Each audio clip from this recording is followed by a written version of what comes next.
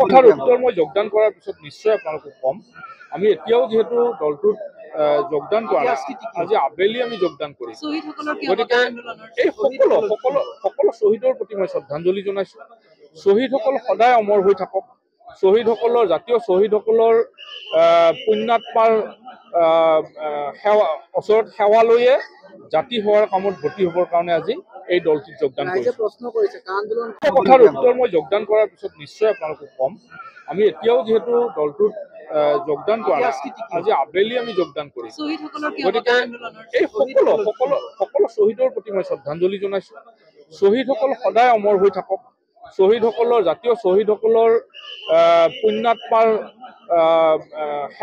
ওচৰত সেৱা লৈয়ে জাতি হোৱাৰ কামত ব্ৰতী হ'বৰ কাৰণে আজি এই দলটোত যোগদান কৰিছে।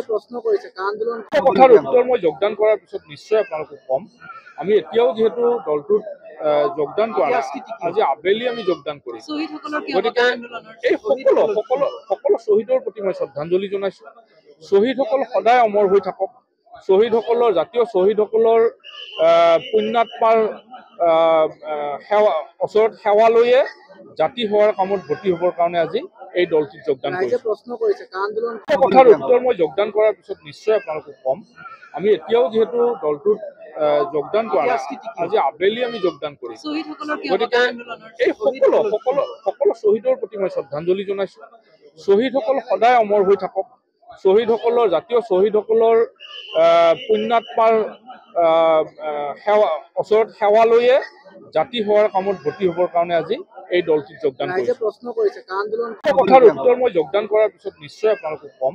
আমি এতিয়াও যিহেতু দলটোত যোগদান কৰা নাই, আজি আবেলি আমি যোগদান কৰিম। গতিকে এই সকলো শ্বহীদৰ প্ৰতি মই শ্ৰদ্ধাঞ্জলি জনাইছো। শ্বহীদসকল সদায় অমৰ হৈ থাকক। শ্বহীদসকলৰ জাতীয় শ্বহীদসকলৰ পুণ্যাত্মাৰ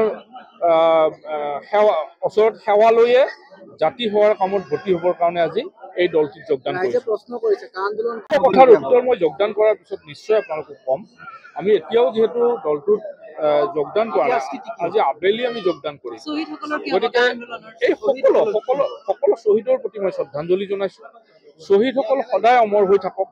শ্বহীদসকলৰ জাতীয় শ্বহীদসকলৰ পুণ্যাত্মাৰ ওচৰত সেৱা লৈয়ে জাতি হোৱাৰ কামত ব্ৰতী হ'বৰ কাৰণে আজি এই দলটোত যোগদান কৰিছে।